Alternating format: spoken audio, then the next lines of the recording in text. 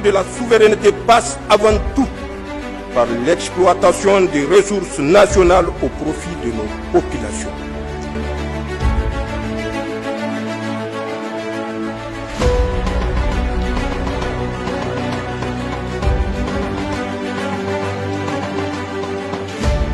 Ousmane El Hadji Ibrahim a saisi l'occasion du récent développement de nos relations avec l'Union européenne, sanctionné par le rappel de son ambassadeur Salvador Pinto da França pour remonter le temps afin de rappeler certains faits malveillants des Occidentaux contre le Niger depuis les événements du 26 juillet 2023. Je vous propose de le suivre. Depuis le 26 juillet 2023, date historique de l'avènement au pouvoir du Conseil national pour la sauvegarde de la patrie, la gouvernance au Niger a pris un nouveau cap. Un cap axé essentiellement sur la quête de la souveraineté du Niger dans tous les domaines, y compris celui de nos rapports avec le reste du monde. Au-delà de l'annonce répétée de cette nouvelle posture, tous les actes publics posés par les nouvelles autorités du Niger s'inscrivent strictement dans cette logique. Un signal fort envoyé à maintes reprises à nos partenaires pour leur dire que la base de tout partenariat avec le Niger est le respect mutuel ou rien. Certains de nos partenaires l'ont vite compris. Par contre, d'autres, particulièrement les Occidentaux, habitués à l'ancien ordre, n'arrivent pas par déni à s'aligner sur cette nouvelle vision dont la pierre angulaire reste et demeure la souveraineté nationale. Depuis le début de cette nouvelle dynamique, la France fait feu de tout bois pour semer le chaos au Niger, tantôt à visage découvert, tantôt par des organisations internationales interposées. Pour s'en convaincre, il suffit de remonter le temps pour nous rappeler des actes subversifs posés en lien direct avec cet objectif. D'abord, la France a instrumentalisé ECAP Sahel Niger, une structure européenne censée accompagner le Niger dans le domaine sécuritaire, qui a vu son objectif se transformer en niche de subversion à partir de laquelle les agents de la DGSE française conçoivent et exécutent les opérations de déstabilisation de notre pays. La découverte de motos neuves, celles-là même qu'utilisent les terroristes, et des armes détruites parce que leur entrée au Niger n'étant pas signalée en sont les preuves. Parmi les agents de services de renseignement occidentaux qui ont séjourné au Niger dans le cadre de Cap Sahel, Régis Barillot, Christine Barche, Philippe Ponce et Sabine Ouazani Dahabi ont été particulièrement actifs dans le manœuvre de déstabilisation de notre pays. Ils ont échoué. On se rappelle également de la découverte d'une cache d'armes de guerre dans un quartier de Niamey, un vrai centre d'opération militaire avec une logistique assez fournie, des moyens de transmission ultra modernes, des lance-missiles, des armes individuelles et collectives et des munitions de toutes sortes. Ils ont échoué. Après la découverte de ce complot, la France a jeté son dévolu sur une ONG américaine dénommée OSA Solutions sous prétexte d'organiser une formation pour les ONG locales du 25 au 27 août 2024 à l'hôtel Alia à Niamey avec des instructeurs d'un pays voisin, mais dont la mission était double. 1. Introduire d'importants moyens financiers et logistiques au profit de ces agents locaux. 2. Recruter des sources locales supplémentaires. Ils ont échoué. La France a utilisé aussi 2 cabinets à Niamey comme relais pour ses services de renseignement. Le premier cabinet dénommé INSO, situé au quartier Plateau, est dirigé par le sieur Yannick Deville. La DGSE française s'est appuyée sur ce cabinet pour recruter des sources et des agents qui passent très souvent à l'acte. Les agents sont recrutés parmi les personnes vulnérables et les terroristes dans les zones d'instabilité et de localités où se trouvent les intérêts français.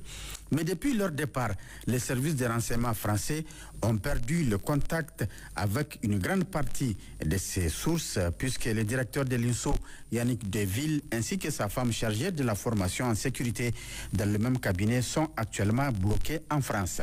La deuxième structure à la solde de la France est la Société africaine d'études et de réalisations Sayer Emploi, la Bourg Niger, qui appartient aussi à un Français. Sa gestion a été confiée à un Nigérien dont nous tairons ici le nom. En plus de placement d'agents dans toutes les sociétés françaises qui exercent au Niger, telles que Barkhane, Afrang, Orano, Somaïl et j'en passe, Sayer Emploi faciliterait des transactions de sommes faramineuses pour les anciens dignitaires du régime déchu. Ils ont échoué. Vient ensuite l'épisode de l'ONG Winrock utilisé pour accueillir des agents de la DGSE française dotés de faux passeports et de fausses nationalités.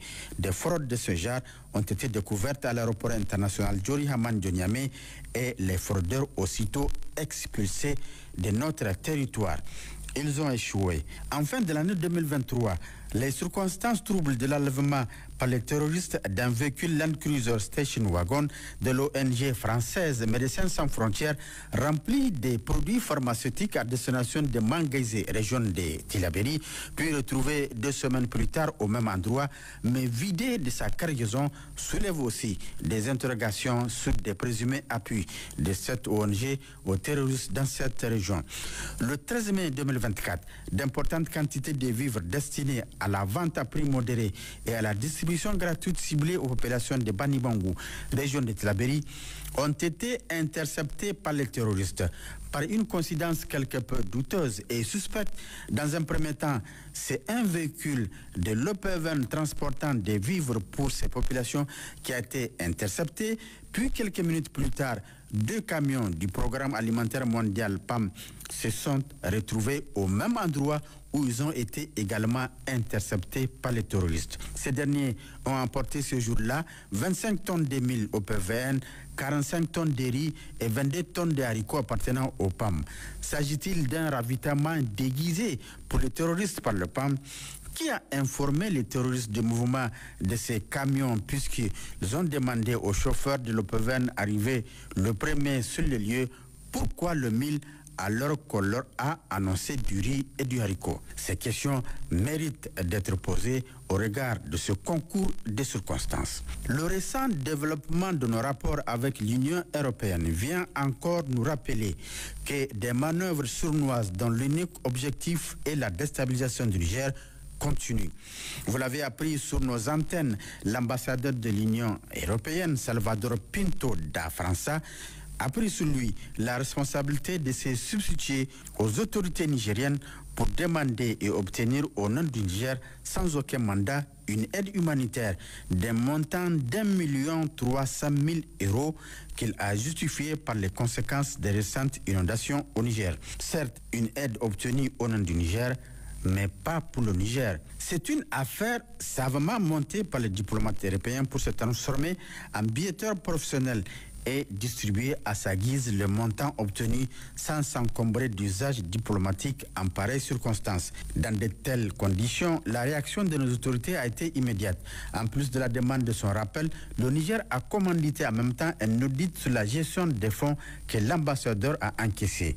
La réaction du gouvernement par rapport à cette désinvolture de l'ambassadeur de l'Union européenne au Niger a fait également écho en Europe, où la presse a révélé une utilisation non orthodoxe des fonds alloués par l'Union européenne. Le journal Monde Afrique, dans sa parution du 25 novembre 2024, a écrit, je le cite, « Un audit serait instructif sur le dévouement des fonds cultivés en toute impunité par l'Union européenne depuis des décennies. » Fin des citations. Dans le même article, le journal nous apprend aussi que dans le cadre du 6e mandat 2022-2024 de Cap Sahel Niger, 72 millions d'euros étaient destinés au Niger, mais ce montant a été intercepté et carotté par la France. D'autres sources nous apprennent par ailleurs l'achat par le sieur Salvador Pinto da França d'un domaine de 6 millions d'euros au Portugal. Endetté donc jusqu'à la moelle, Salvador Pinto da França n'a d'autre alternative que de chercher à grignoter dans les allocations humanitaires de l'Union européenne pour rembourser ses dettes, d'où tout l'intérêt d'auditer sa gestion des dites allocations.